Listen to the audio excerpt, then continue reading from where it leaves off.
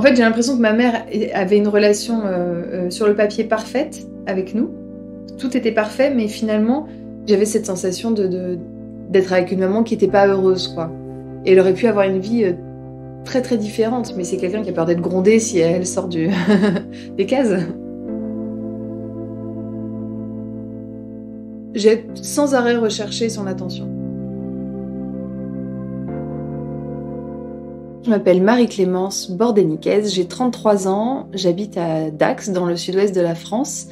J'habite là-bas avec ma femme Aurore et ma fille Charlie, qui va avoir 3 ans cet été. Née dans une famille catholique traditionnelle, Marie-Clémence n'aurait jamais imaginé mener la vie qu'elle mène aujourd'hui. Pourtant, sa liberté, elle n'y a jamais renoncé, malgré la désapprobation de sa mère pendant longtemps. Marie-Clémence, c'est l'histoire d'une femme qui a choisi de s'émanciper du poids de son milieu et qui a suivi une trajectoire différente de celle de sa mère. C'est ce qu'elle raconte dans son livre intitulé « On ne choisit pas qui on aime » et c'est enceinte de sa 2e fille qu'elle m'a fait part de son histoire.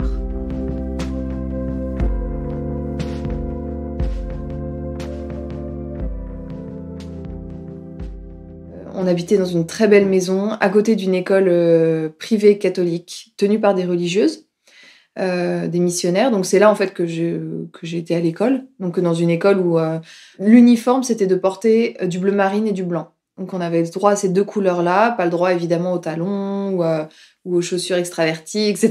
Donc en fait on devait avoir du bleu marine en bas et du blanc en haut. Donc en gros on était tous habillés pareil avec un t-shirt ou un chemisier en haut et puis une petite jupe plissée ou un pantalon bleu marine. Et en plus par-dessus on avait une blouse. Une blouse d'écolier à l'ancienne, quoi. On peut avoir une image hyper stricte, etc. Mais j'ai adoré cette époque-là, quoi. J'étais hyper heureuse. En fait, je trouvais le monde hyper sécurisant, quoi. En fait, je me sentais très, très à l'aise. Et voilà. Et donc, ma vie là-bas, c'était de vivre dans cette très belle maison avec mes 3 frères et sœurs, mes parents. Et puis l'école au bout de la rue.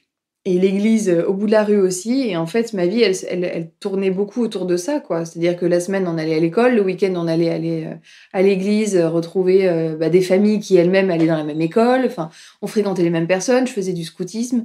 Donc ma vie, c'était celle-là. C'était une vie hyper paisible. J'étais vraiment, vraiment heureuse, quoi, à ce moment-là. Vraiment jusqu'à 10 ans.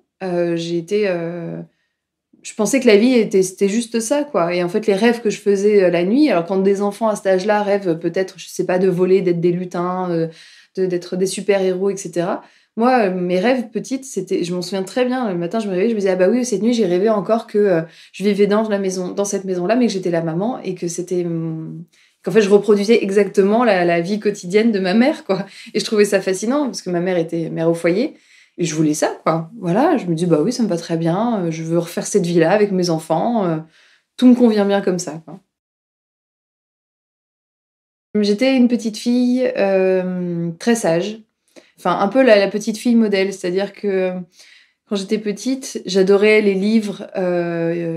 Par exemple, il y a Les Petites Filles modèles, je crois que c'est La Comtesse de Ségur, que je lisais. J'adorais les livres comme ça qui rappelaient les bonnes manières aux petites filles. Ça me passionnait vachement, tous les romans, des vieux livres comme ça qui en plus intéressent pas trop les enfants normalement à cet âge-là. Moi, ça me passionnait la rigueur, quoi. La rigueur et la perfection. Et j'étais un peu obsédée par ça, mais vraiment depuis toute petite. Et du coup, j'étais le genre de petite fille à avoir une chambre toujours parfaitement rangée. Je rentrais de l'école, je faisais mes devoirs.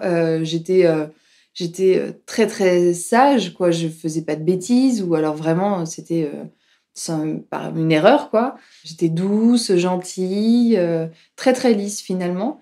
Et à la fois, j'avais un peu ces 2 facettes, c'est-à-dire que j'étais très réservée avec mes amis à l'école, etc. Enfin, j'étais pas du tout une meneuse, voilà. Mais par contre, à la maison, tout en étant très sage et en obéissant parfaitement aux règles, j'étais à la fois hyper extravertie.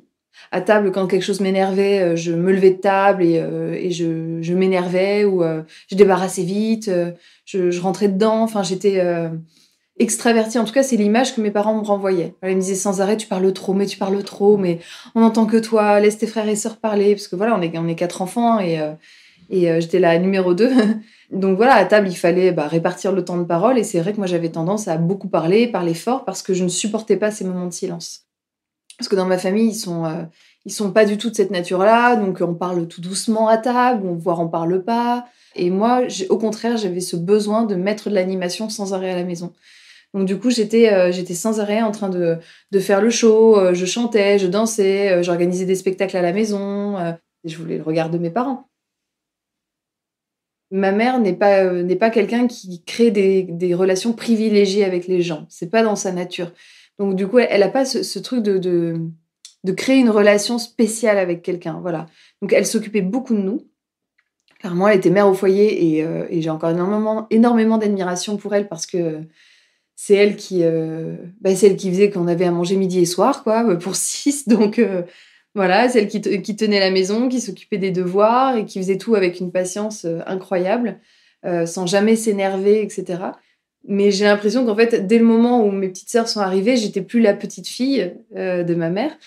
Donc j'avais peu de moments seuls vraiment avec elle. Et j'essayais, je pense, par le fait de reproduire des tâches ménagères, par exemple, enfin d'être beaucoup dans ces activités-là. Je pense que clairement aussi, j'essayais d'attirer son attention, j'essayais d'obtenir sa fierté, j'essayais de partager des choses comme ça avec elle. Ma mère, en fait, c'est quelqu'un de très contrarié dans sa vie, dans le sens où ma mère, c'est une artiste. Depuis petite, sa passion, c'était le dessin, la peinture, etc. Elle est extrêmement douée. Et en fait, quand elle était petite, on lui a interdit clairement d'exprimer son art. C'est elle qui a dû, avec son argent, s'acheter sa première boîte de crayons de couleur, parce que ses parents voulaient pas lui en acheter. Donc vraiment, elle a eu une enfance très rigide et très, très difficile. Et moi, petite, je pense que je me suis trompée. C'est-à-dire qu'au lieu de me rapprocher d'elle sur tous ces aspects créatifs qui vraiment la rendaient heureuse et l'épanouissaient, moi, je me suis dit, elle aime ça, elle aime faire le ménage et faire les repas, donc je vais faire comme elle pour être avec elle. Et en fait, je pense que ça l'a saoulée plus qu'autre chose.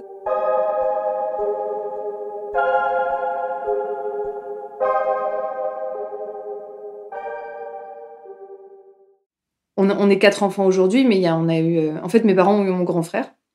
Et après mon grand frère, ils ont eu un autre enfant. Et ils ont découvert à la naissance, parce qu'à l'époque, il n'y avait pas d'échographie, enfin, les échographies n'étaient pas aussi performantes, ils ont découvert qu'il avait une malformation cardiaque. Et en fait, donc, cet autre frère, que je n'ai pas connu, il a vécu 6 mois. Ensuite, ma mère est retombée enceinte, elle a fait une fausse couche, et ensuite, je suis arrivée. Et donc, moi, j'ai toujours grandi, on nous a toujours parlé de ce frère-là, par exemple. Vraiment, ça n'a jamais été un sujet tabou à la maison, surtout dans une famille aussi religieuse comme ça. On disait, voilà, il a été rappelé à Dieu, c'est un ange qui veille sur nous, etc. Enfin, il n'y avait pas du tout de non-dit. Mais en même temps, ça a toujours été très pesant. En tout cas, moi, je l'ai ressenti. Vraiment, j'avais réussi à récupérer son faire-part de décès avec une jolie photo en noir et blanc de lui. Et je l'avais tout le temps avec moi. J'étais obsédée par cet enfant parce que j'avais cette sensation, et c'était pas juste une sensation, que mes parents l'avaient aimé profondément et que lui ne les avait pas déçus. Et moi, par contre, j'étais une petite fille qui faisait parfois des bêtises sans le faire exprès, qui n'était pas tout le temps à la hauteur des espérances de mes parents, enfin voilà. Et donc, en fait, je me mettais sans arrêt, cette pression-là, d'être absolument parfaite, pour pas qu'il soit déçu que moi j'ai survécu et pas lui, finalement.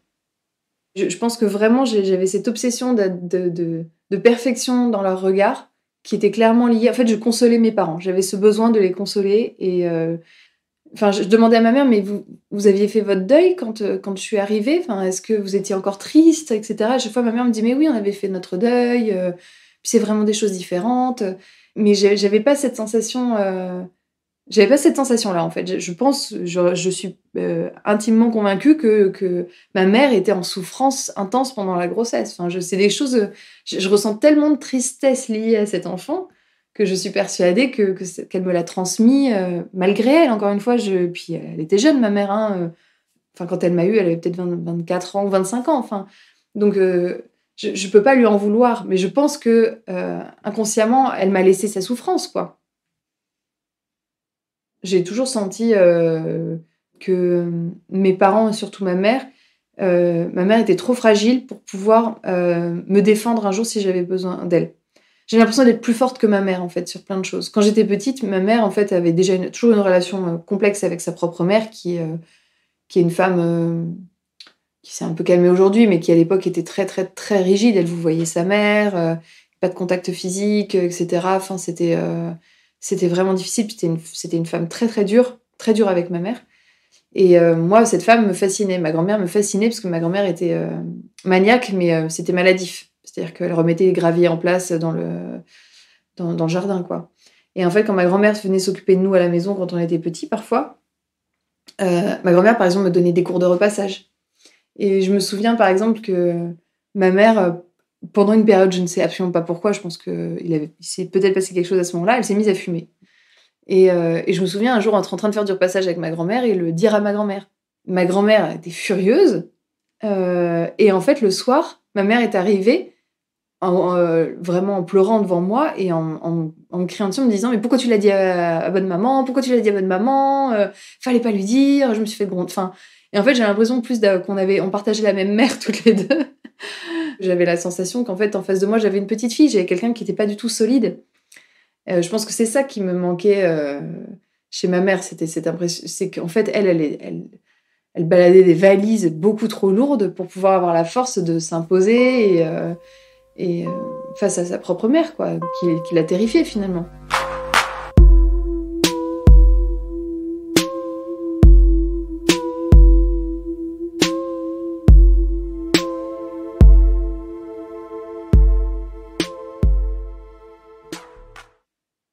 Ma mère, je la trouvais trop belle. Je la trouvais vraiment. J'ai ces souvenirs-là des rares fois où ils sortaient tous les deux avec mon père, où ils étaient invités chez des gens. C'était quand elle se maquillait, qu'elle sentait bon, elle avait du rouge à lèvres, elle venait nous voir, elle nous embrassait pour nous dire bonne soirée. Ma mère, c'est toujours été quelqu'un qui prenait vraiment soin d'elle. Elle a toujours eu du maquillage, des plein de soins, etc. Et j'ai l'impression qu'en fait, elle, dans ma féminité, elle y voyait plutôt quelque chose de gênant ou de sale, en fait. Enfin, vraiment, en fait, ça la mettait mal à l'aise, quoi. Moi, je me souviens très bien, le jour où j'ai eu mes règles, j'avais mal au ventre, etc. Et donc, je suis allée voir chez maman, j'ai mes règles. Et j'ai senti la panique dans son regard. Elle m'a tendu des serviettes, elle est partie. Ça la mettait très mal à l'aise, quoi. Je me souviens que ado, je commençais à mettre des débardeurs et des petits décolletés, des choses comme ça. Le matin, elle me disait bah, on batifole, mais qu'est-ce que tu fais habillée comme ça? Ça la mettait mal à l'aise, quoi. En fait, je sentais que c'était même pas tant quel regard les gens ou les hommes vont poser sur moi. C'était toi, qu'est-ce que tu es en train de devenir, quoi. Je pense que j'ai nourri, adolescente, après, un peu une colère contre elle parce que j'avais l'impression qu'elle m'empêchait En fait, j'ai l'impression que mes copines avaient une super relation avec leur mère, même si parfois elles s'engueulaient, etc., mais qu'il se passait des choses, quoi. En tout cas, que ça cognait, on se parlait, on se disait les choses, etc. J'ai l'impression qu'avec ma mère, il n'y avait rien à dire, que juste je la mettais mal à l'aise et que. Voilà. Et donc j'ai nourri vraiment une colère ado. Et, Qui se manifestait comment? Ah bah, je pense que je m'énervais, j'étais dure avec elle, quoi. En fait, j'avais tendance à lui dire que sa vie était pas folle, quoi. Pourquoi cette colère, elle s'est réveillée d'ailleurs à l'adolescence, tu penses? Au-delà du fait que c'était l'adolescence. Parce que je pense que moi, j'ai ma volonté d'indépendance et de voir le monde et de découvrir d'autres gens est devenue plus présente. Je me suis très vite entourée de beaucoup d'amis. Je m'en faisais beaucoup, des amis. Et en fait, je me rendais compte qu'eux n'en avaient pas à la maison. Et qu'en fait, mes parents manquaient cruellement de vision du monde, quoi. En fait, parce que quand on se fait des amis, on rencontre des gens différents de soi, des cultures, des sexualités différentes, enfin, j'en sais rien. Et que je me rendais compte qu'en fait, nous, on était enfermés dans une bulle depuis toujours, quoi. J'ai quitté le nid familial à 19 ans. Voilà, pour aller à l'époque, mais on vivait à Grenoble, et donc je suis partie finir mes études et commencer de travailler à Paris. J'étais en couple avec un garçon que j'avais rencontré au lycée, avec qui ça se passait très bien, et qui vivait à Paris, donc j'étais hyper contente de pouvoir aller m'installer à Paris, pas avec lui, parce que pour mes parents, c'était hors de question qu'on s'installe ensemble avant le mariage. Mais en tout cas, on avait chacun notre appart, et voilà, et j'étais hyper contente, et ma mère, je sentais que c'était pas facile pour elle. En fait, ma mère, c'était toujours pareil, c'est-à-dire qu'elle ne comprenait pas que je veuille passer autant de temps avec mes amis et avec mon petit copain, quoi. Voilà, c'était plus une des différences de personnalité, c'est que elle, ma mère, sa vie, c'est sa famille.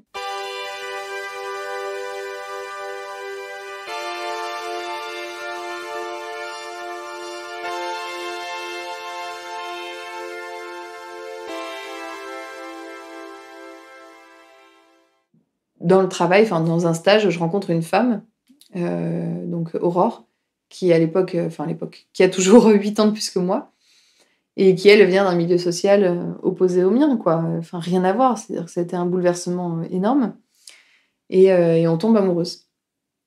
Voilà, donc là, c'était une période où je pense que j'ai pas dû donner beaucoup de nouvelles à mes parents parce que clairement, je menais un peu une double vie avec mon copain qui connaissait et qui validait, qui faisait vraiment partie de la famille, enfin voilà, qui s'aimait beaucoup, avec qui j'étais depuis 5 ans déjà. Et puis cette femme avec qui j'avais clairement une relation à côté et voilà, dont j'étais en fait follement amoureuse, quoi.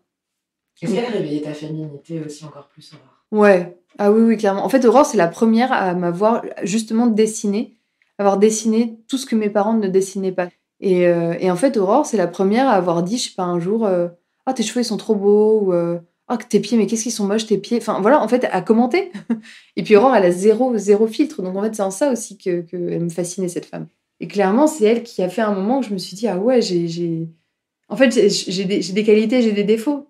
Donc, en fait, elle a vraiment fait un travail énorme. Enfin, ça a été une révélation quand je l'ai rencontrée, quoi. Ma vie change, quoi. C'est-à-dire que je l'annonce à mes amis, à notre entourage. Moi, je vis là clairement la plus belle histoire d'amour de ma vie. Enfin, ça a été un bouleversement immense, quoi. Et puis, il a fallu l'annoncer à mes parents, hein, au bout d'un moment. Qu'est-ce que tu ressentais à l'idée de leur annoncer?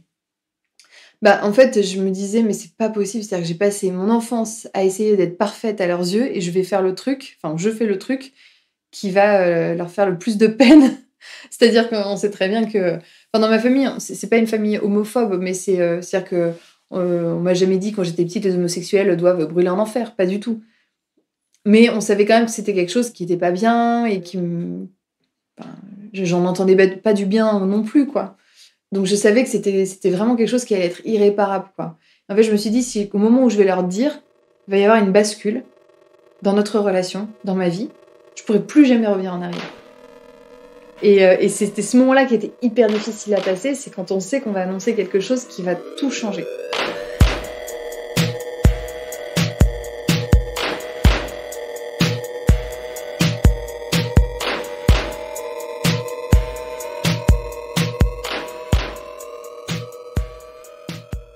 J'étais chez mes parents un week-end et je sais plus, le sujet de l'homosexualité a été abordé à table. Je ne sais même pas pour quelle raison, peut-être il y avait un truc dans l'actualité.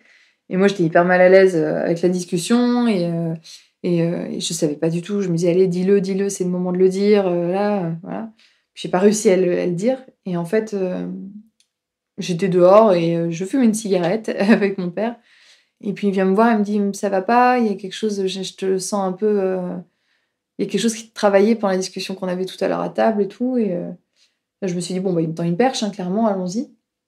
Et donc je lui ai dit, voilà, la fameuse Aurore dont je vous parle beaucoup depuis des mois, parce que c'est difficile quand on est très amoureux de ne pas parler de la personne. Donc en fait, je leur parlais tout le temps de ma collègue Aurore, hein, clairement. On n'est pas seulement collègues, en fait, on est amoureuse, quoi.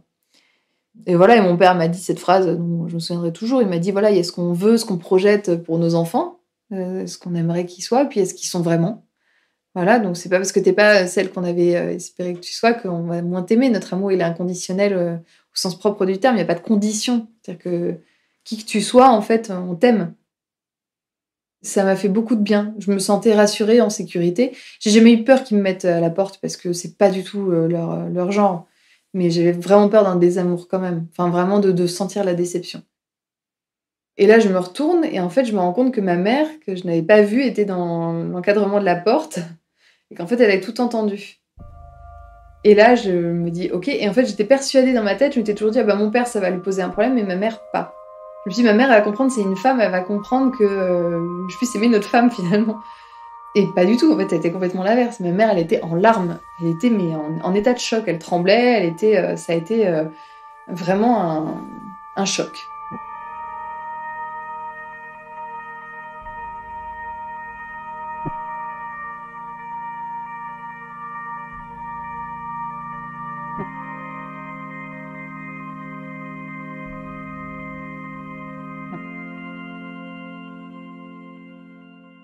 Ce soir-là, on a parlé, mais on a parlé pendant des mois et des mois et des mois qui ont suivi. où on s'appelait, etc. Et elle pleurait. Et pour elle, c'était inacceptable. Enfin, vraiment, en fait, pour elle, je faisais un choix. Elle me dit, mais pourquoi tu fais ça? Pourquoi? Enfin, en gros, est-ce que tu veux te faire remarquer, quoi? Elle pensait que c'était un moyen, encore une fois, d'attirer l'attention. Et je dis, mais non. Et je dis, mais je l'aime. Elle me dit, mais non, tu te trompes, cette femme, tu penses que tu l'aimes parce que elle a 8 ans de plus que toi, c'est une femme qui a de l'assurance, etc. Peut-être que c'est plus un amour de grande, enfin, comme une grande sœur ou une femme que tu admires. J'étais, non, non, pas du tout. Enfin, vraiment, je suis amoureuse. Et elle était bouleversée, c'est-à-dire que, et puis elle endormait pas. Enfin, vraiment, ma mère, à ce moment-là, elle a sombré. Enfin, pour moi, ça a été vraiment une dépression. Je pense qu'en fait, c'est pas à cause de moi, mais que j'ai été la goutte. J'ai été le truc qu'elle a pas pu gérer, quoi. Et voilà, d'un coup, c'était trop, quoi. Donc vraiment, pour moi, ça a été très difficile parce que ce que je redoutais le plus depuis l'enfance, c'est-à-dire de rendre triste mes parents, de pas être à la hauteur, etc. Mais alors là, j'étais en plein dedans. Je pouvais pas être plus sur ce point sensible-là, quoi. On n'avait pas le droit de le dire à ses parents, évidemment. Ouh là là, alors là, c'était. Mais on n'avait pas le droit de le dire à ses parents, pas par peur que mes grands-parents me tombent dessus, mais par peur que mes grands-parents lui tombent dessus. Parce que moi, ils savaient très bien que si mes grands-parents me tombaient dessus, bah, moi, je saurais répondre et me défendre. Et puis, je me sentais vraiment bien dans mes baskets à ce moment-là. J'étais hyper heureuse, donc pas de problème pour aller affronter les gens. Mais elle craignait encore sa mère énormément. Ah bah, elle avait qu'une peur, c'était qu'est-ce qu'ils vont dire? Ils vont dire que j'ai raté ton éducation, ils vont dire que machin. Et c'est exactement ce qui s'est passé des années après, quand un jour, enfin. Parce que c'est resté un secret de 2009 à 2016, quand même, cette histoire. Hein. C'est-à-dire que je me suis mariée, etc., avec Aurore, sans que mes grands-parents soient au courant, enfin, alors que dans notre famille, les grands-parents sont là à tous les événements de la famille. On leur a caché cette relation, tous, pour ma mère, clairement, c'est pour elle qu'on l'a fait, pendant des années, quoi. Parce qu'en fait, j'ai l'impression d'avoir une petite fille à côté de moi, quoi, voilà. Et c'est à ce moment-là, vraiment, que j'ai cette sensation de ne pas me sentir protégée. Et un jour, ma mère m'a dit, bah, ça y est, je leur ai dit. Et elle a entendu ce qu'elle redoutait. C'est, en fait, comment t'as pu laisser faire ça? En fait, comment est-ce qu'à un moment, t'as pas repris le contrôle? Tu as dû manquer cruellement d'autorité à un moment pour que ta fille fasse ce qu'elle veut comme ça pendant toutes ces années. C'était ça, eux, qu'ils comprenaient pas. Parce que eux, juste avec un regard, ils avaient une emprise sur ma mère qui était énorme. Ils comprenaient pas que elle ait pas eu cette emprise sur moi, finalement. En fait, ma mère, elle a passé sa vie à essayer de ne pas être comme sa mère. Mais la chose qui la blesse le plus, ma mère, c'est quand je lui dis, et c'est vrai, parfois, qu'elle reproduit des choses, quoi. Mais ça, je peux le comprendre. Enfin, je peux pas lui demander de n'avoir jamais eu aucun contact physique avec ses parents, qu'elle vous voyait, qu'il fêtait même pas son anniversaire et qu'il voulait pas lui acheter une boîte de crayons de couleur alors que c'était une artiste. Et d'être par contre une mère hyper câline, hyper poule, hyper machin, qui va dire à sa fille qu'elle est belle et qu'elle l'aime de tout son cœur tous les jours. C'est pas possible. Ma mère, elle a déjà l'impression d'être comme ça avec nous. Elle a l'impression déjà d'être au max, quoi. Donc ça, j'ai aussi beaucoup de tendresse pour ma mère, pour toutes ces choses-là. C'est parce que vraiment, encore aujourd'hui, je vois cette petite fille qui a souffert, quoi. Enfin, voilà, donc je peux le comprendre, quoi.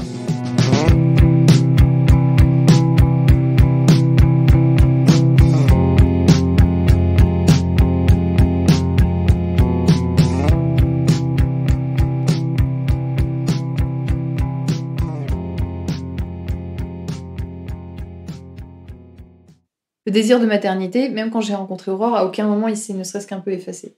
Jamais.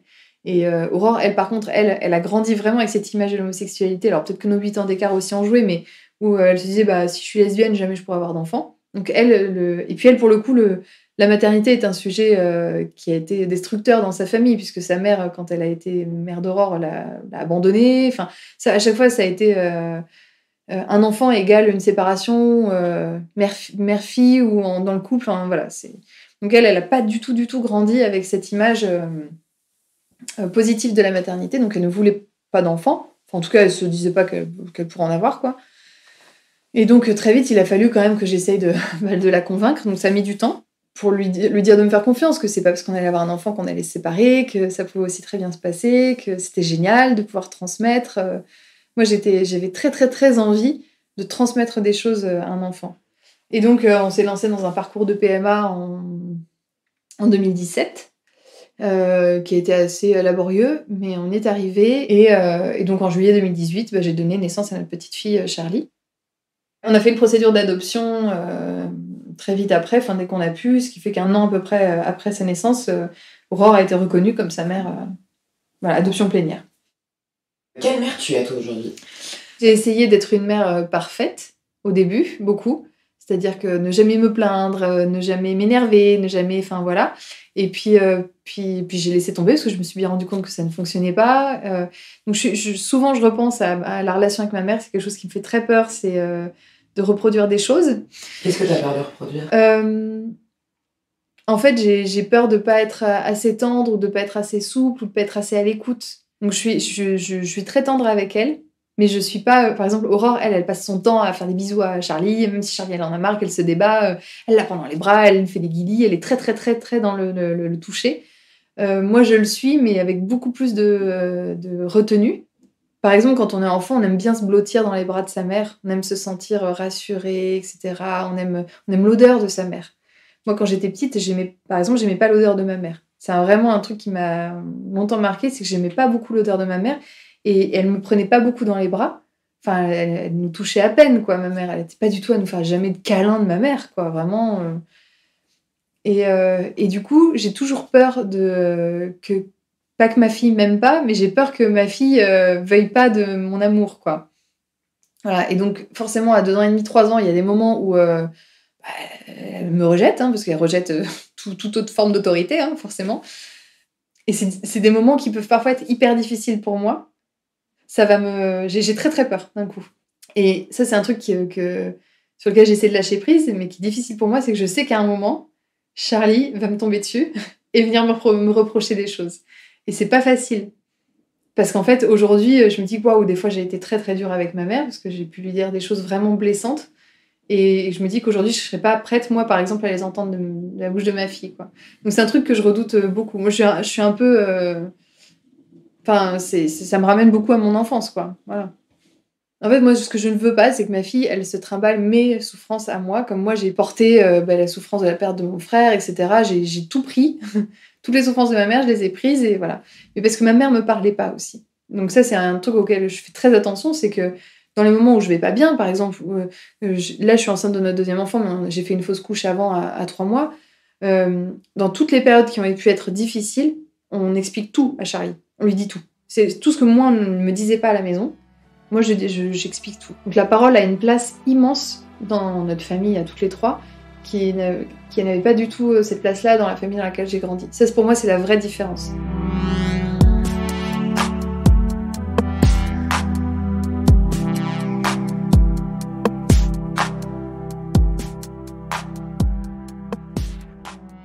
Mon père, en fait, filmait tout quand on était petit. Il a acheté une caméra au moment de ma naissance. Donc, les premiers films qu'on a, les toutes premières vidéos qu'on a, c'est moi à la maternité avec ma mère, quoi.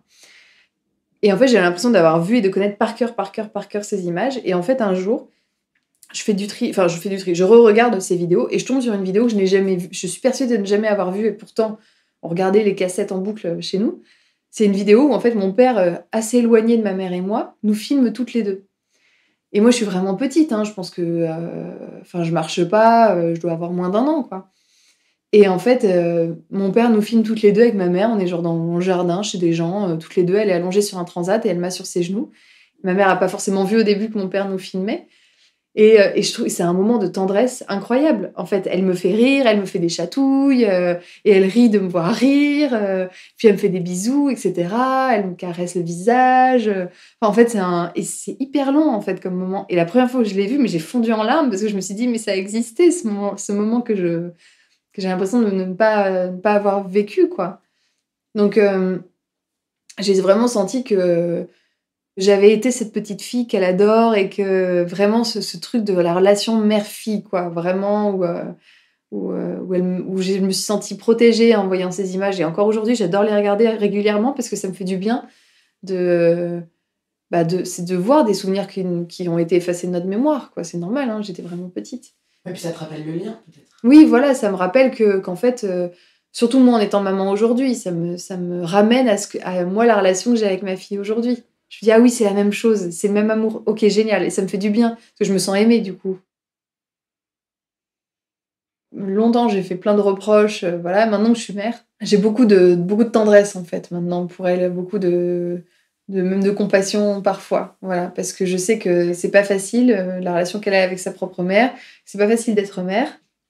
Donc au contraire, maintenant, je suis plutôt admirative du boulot qu'elle a fait et je me dis qu'elle s'en est plutôt pas mal sortie parce que sur ses 4 enfants, on a tous des vies équilibrées.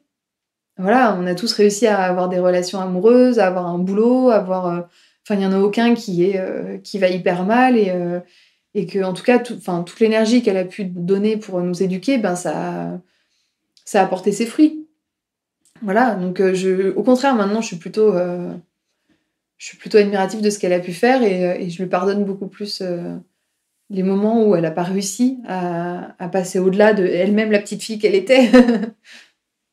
Je lui souhaite tellement de vieillir plus sereinement et qu'elle continue sur cette voie-là, de se détacher. Voilà, le temps fera les choses aussi, hein, mais de se libérer de cet enfant qu'elle était, quoi. Je lui souhaite vraiment parce que je pense que cette liberté à laquelle elle ne veut pas goûter et que qui m'est très très chère, je pense qu'il n'est jamais trop tard, quoi. Donc je lui souhaite quand même un jour de se sentir libre.